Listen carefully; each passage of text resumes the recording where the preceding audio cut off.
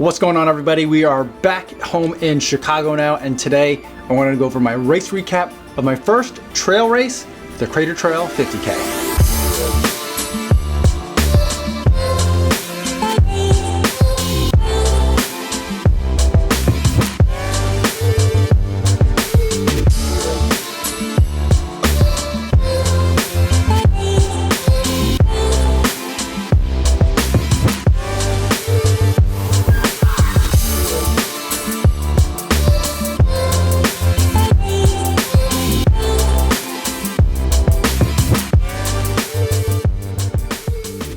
5 hours and 51 minutes as my official time for the Crater Trail 50K 2021. My first trail race ever. I had 5,500 feet of climbing, although depending on what I looked at, I had some different numbers. I had 3,600 feet of climbing according to my Polar Watch. Strava put it at 4,600 and the race puts it at 5,500. So I'm not sure which one it is, but for me, someone who normally runs along the lakefront where it's very, very flat here in Chicago, it was a lot of elevation gain. Now, as I give my thoughts on the race, I'm going to go over a couple of things. I'm going to try to keep it organized so that I don't ramble on too long. There'll be chapter markers along the bottom so you can skip ahead for things that you are or aren't interested in. The first thing that I want to talk about is the course itself. It was an absolutely beautiful course up in the hills in Decorah, Iowa. Everyone thinks about Iowa as being a very flat state, and I don't know as much about the central or western parts of the state of Iowa. I've only been there very limited amounts of times, maybe a handful of times my entire life, but I do spend a lot of time in Iowa, and especially northeast Iowa. That's kind of the area where my in-laws are from. They're about 90 minutes drive away. So for the race, I drove up from my in-laws house where my family was staying for the weekend. Kids got a chance to see grandma and grandpa and some of their cousins, so a lot of fun for everyone this weekend. So I drove up early on the morning, and it was pretty dark. I got an early start. I left at 4 o'clock in the morning to try and make it to the race on time, and things ultimately ended up being just fine. As far as the drive goes, it was really easy to kind of find the place and also find a place to park.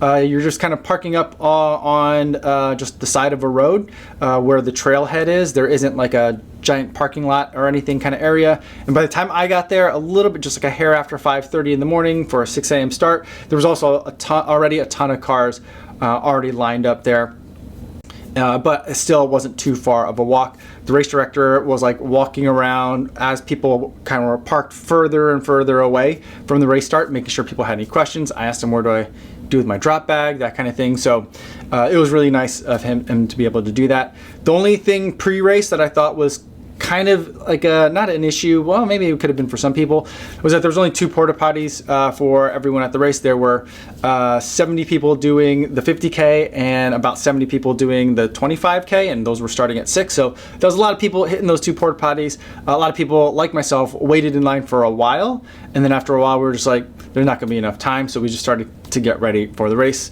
The race, on the one hand, is like really well organized, and the other hand is really no frills. So like there was course markers every quarter of a kilometer, so every 0.25 Ks there's a little breadcrumb marker that sticks up out of the ground, which I thought were really helpful.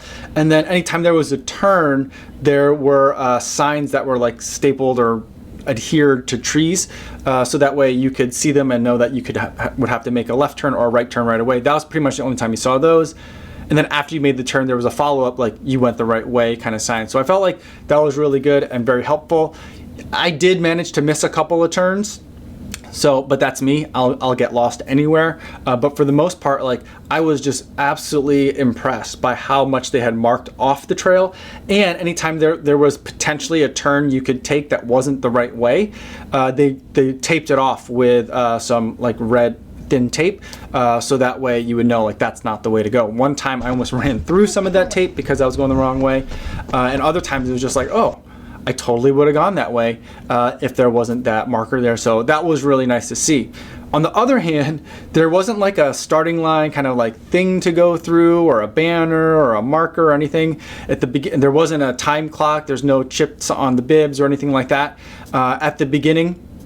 I think one of the children of the race director started yelling out, "We're starting in 3, 2, 1," and then it was like, oh, we're going. So people started just running. Fortunately, I was standing somewhat close to the trailhead, so I was like, oh, okay, here we go. So the start definitely caught me by surprise, and there was a lot of people, so many people. I've not really run on a trail with more than like a handful of other people before ever, so like being on a trail with that many people starting a race was exhilarating. It was a very different kind of experience, and I felt very, very packed in, even though the trail itself was really wide at that point.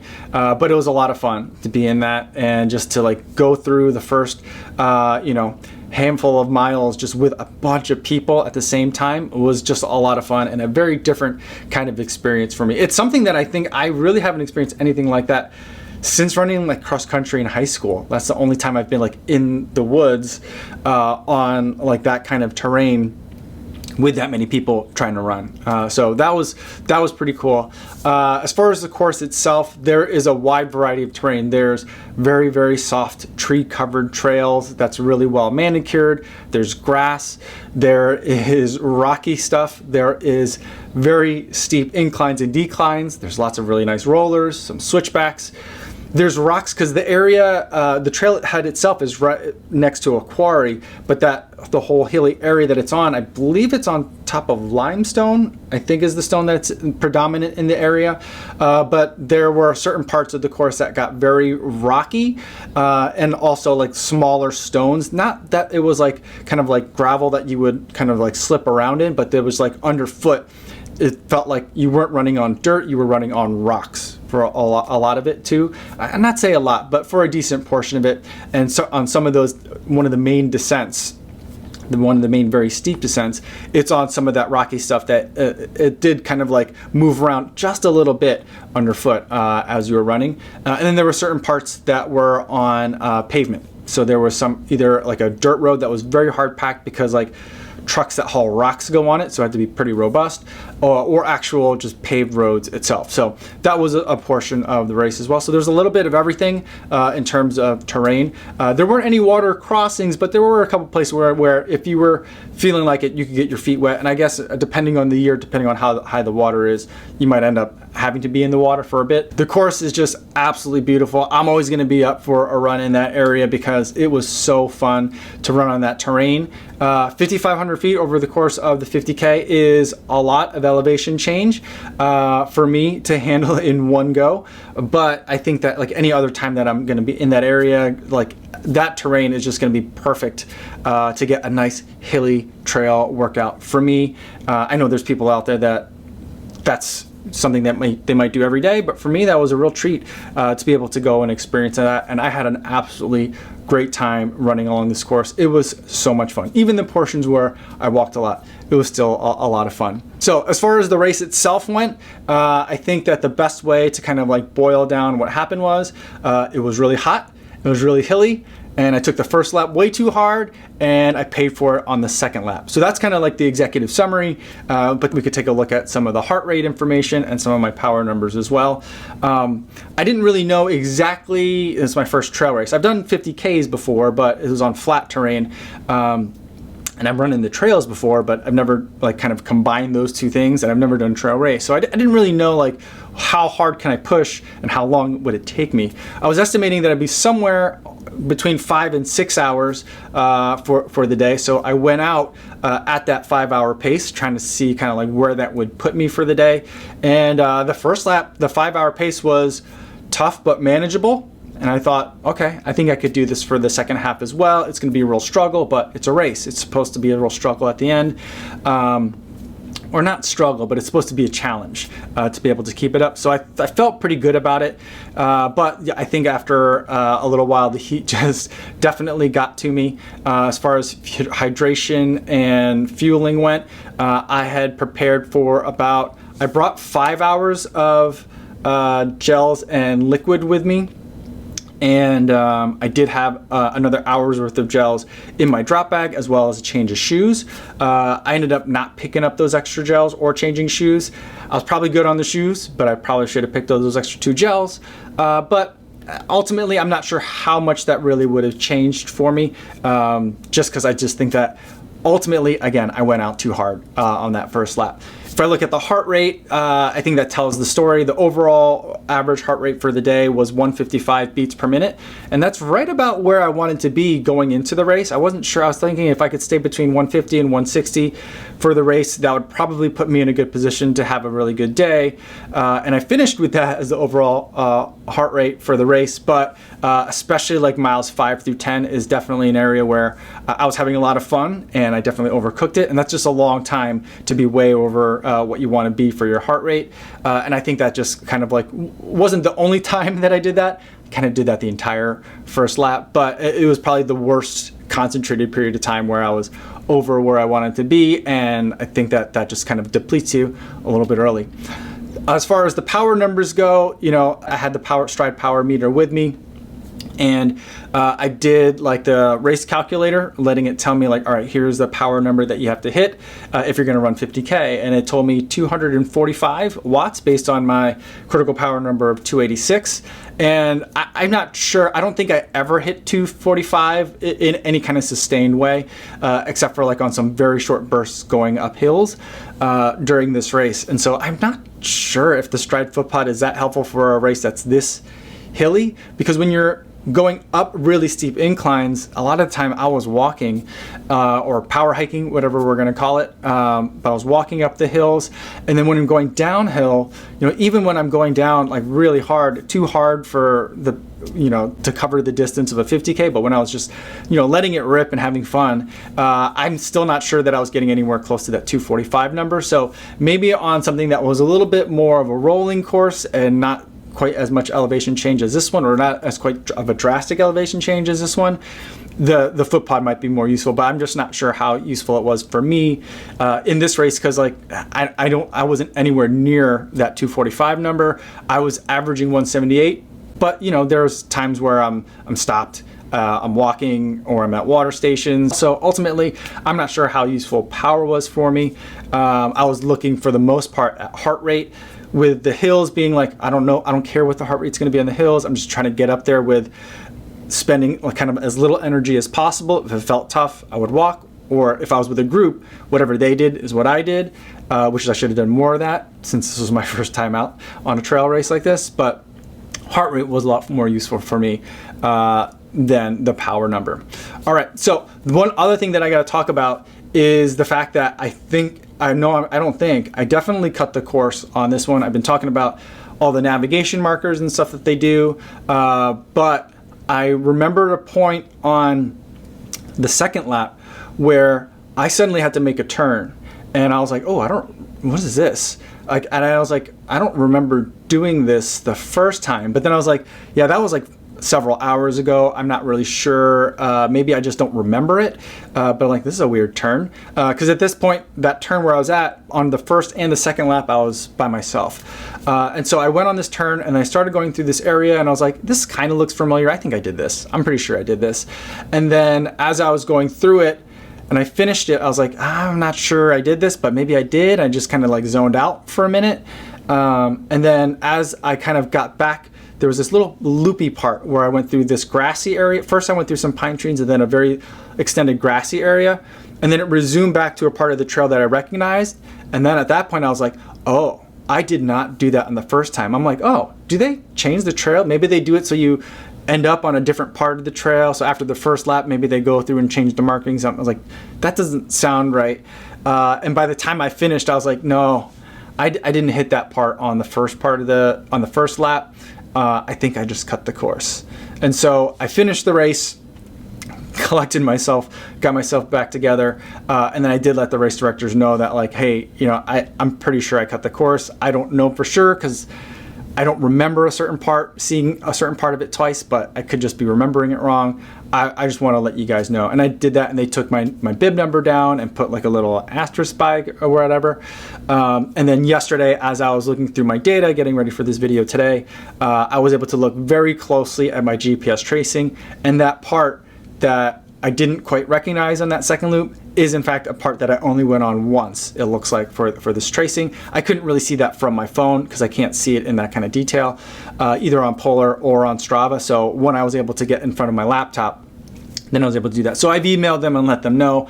I didn't like place or anything like that, and I'm not part of this race was part of a race series. I'm not part of the race series, so I don't need the points or anything like that. So I told them I'm totally cool if I have to get DQ'd or DNF'd, whatever. I'm not sure what you would call that, but I just wanted to let them know that that's what happened. So the 5:51, you know, it's not the full course. I shorted it by about 0.6 of a mile.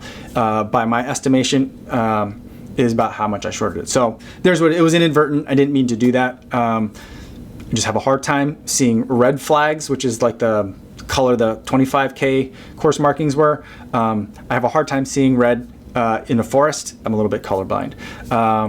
But I did see those other flags. There's flags for a 5K and a 10K, which one was like yellow and one was blue. So those I saw, but I didn't see the one that's, because at the point that I missed the turn, those were supposed to go straight, and then there was another flag that pointed this way for me to turn to the left, or turn to the left for you guys, and I just missed that flag that was pointing to the left, and I followed the 5 and 10K for a little bit, and then basically there's a big offshoot, and then it comes back, and then it meets it again. And so like once I got to this junction point again, that's when I was like, oh yeah, I think this now looks familiar, and I think I might have cut it. So that's what happened. I haven't heard back. I emailed them yesterday in the afternoon, or maybe yesterday evening. I haven't heard back yet. So I'll let you guys know what happens with that, either in another video, or I'll update the description of this video to let you know what the story is with that. All right, so the second lap, I had a real hard time with it. Basically, the first lap I went out at 5-hour pace, and the second lap I finished at basically 7-hour pace, giving me 6-hour pace for the total. But really it was more towards like mile 20 to 22, which is where I really started to kind of like struggle a lot more, and that's where the legs started to kind of give out on me. It first started out as like, my quad on my left side is not feeling fantastic. There was that is where it started, and that ended up then turning into maybe my groin is a little bit tight when I'm going down some of these really steep, like kind of like wherever like the river bed or the creek bed cut through the side of the hill. That's when it would dip really quickly, and those were always pretty challenging for me.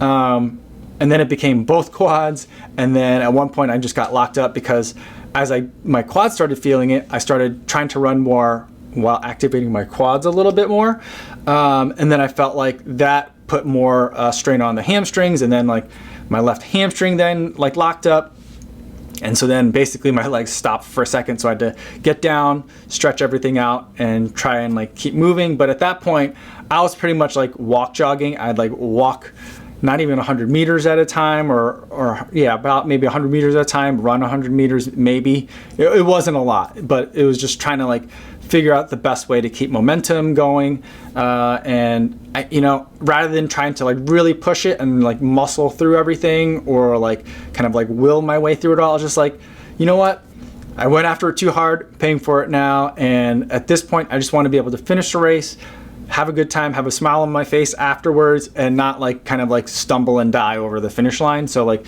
that was my goal. So a lot of walk jogging, taking it easy, just taking in the scenery and enjoying the fact that I was out there racing. And so that's pretty much what I did. As far as like ways I could have prevented that, the main way, we've been talking about it already, is I should have taken it easier on the first lap. I found myself, there's a 25K that also ran, and I found myself kind of like trying to keep catching up to people that were ahead of me, even though I had a pretty strong suspicion that they were running the 25K and not the 50K. I just wanted to do that. And then anytime that like, it's not like I was like bugging people on their left shoulder and like trying to like get around them, but like, if they stopped at the aid station, I would just keep barreling through. Or if there was a wide open spot and I felt like they were slowing down, I just would go past them. I really should have just followed suit and, did what everyone else did and kind of like recover and rest when they did, rather than trying to keep going around people. I think I would have had a better day had I just been a little bit more relaxed and even during that first half.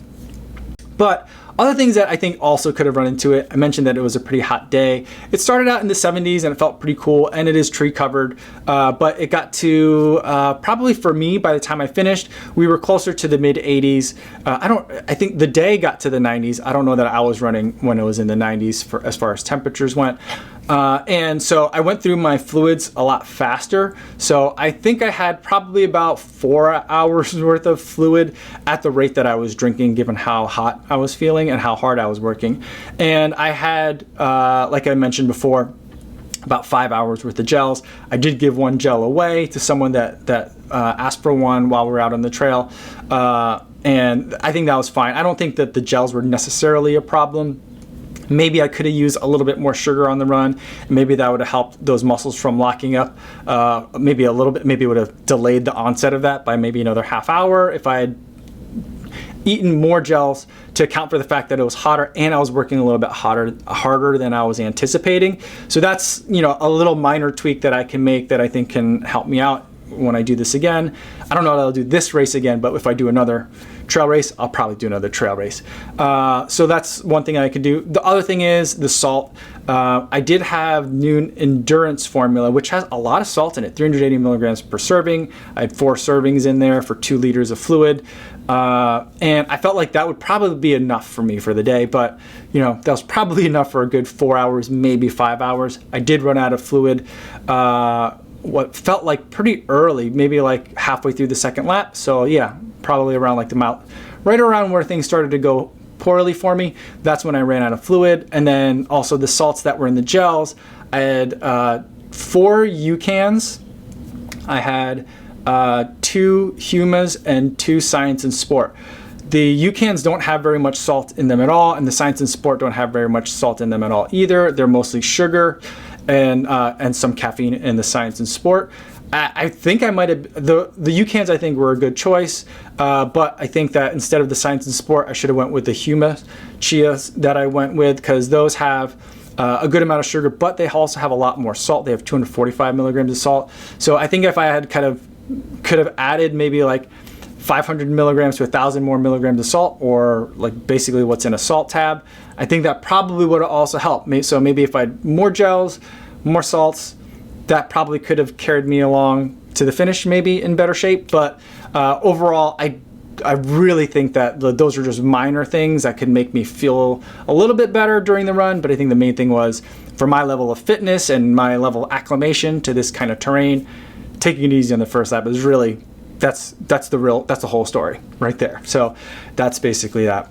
As far as the gear went, I went with all stuff that I had used for kind of like my dry run, which was the Chicagoland Spring Marathon out in Schaumburg, out in the suburbs of Chicago here, where it was a relatively flat marathon course on what was also a pretty hot day. So all that gear I had used before. I went with the Path Project shorts. I went with the shorter ones, the 5-inch shorts, because I knew it was going to be a little bit warmer, rather than the 7-inch ones that I had done my dry run in. And then with the Tracksmith jersey, all of those clothes felt great. I knew that was going to be fine for me, and everything was really comfortable, so no problems with the clothes. The pack was the Camelback Zephyr, which was perfect, carried everything that I needed, carried 2 liters of fluid. I probably could have put, there's 2 water bottle spots in the front of that pack. I had those filled with gels. I probably, if I were to do this race, like if I had like or if I knew what I knew now going into the race, and like let's say the race was again next week or in a week, and I like went back in time, I probably wouldn't start out with water bottles up front, but I would probably put water bottles in my drop bag to carry along with me, so that way I could have more electrolyte, or that salty electrolyte, the Noon Endurance that I like. So that's probably something I would do, because then some of the weight of the gels would be gone, and I would just replace it with some liquids or some sports drink. So that might be one of those things that I would do. But the gear itself was able to hold everything just fine. No chafing, no undue shaking. Everything kind of just stayed nice and secure. Everything was right where I wanted it and needed it whenever I reached for it. For the shoes, I went with the Hoka Zinal, thinking that there was going to be a lot of steep descents and steep ascents. I wanted a shoe that was a little bit more dialed in. The other pair of shoes that I had in my drop bag was the Lone Peak 5s. Those were going to be in case my feet were really hurting me. And for a while I thought that I might actually switch shoes in the middle. It's like most people don't probably need to switch shoes for a 50K, but I did bring them just in case. And when I was running hard for those first 22 miles or so of the race, towards the end of that phase of my race, I was starting to feel like the Zinal might have been a little bit too aggressive of a shoe and not quite enough cushioning underfoot. And ultimately, because I did a lot of run walking, the last 8 miles or so of this race, with the most intense run walking being like the last 4 miles, my feet felt great by the time I was done. So I think that's about all I have as far as my race recap goes. Highly recommend this event if you're looking for a race to travel to, or if you're in the area and are thinking about it. I had a blast. I absolutely loved running this race. That's all I have for today, everybody. Thanks so much for making it all the way to the end of the video. I know it was a long one. Hopefully you guys are staying safe out there on your runs, and I'll see you in the next one. Yo, what's going on?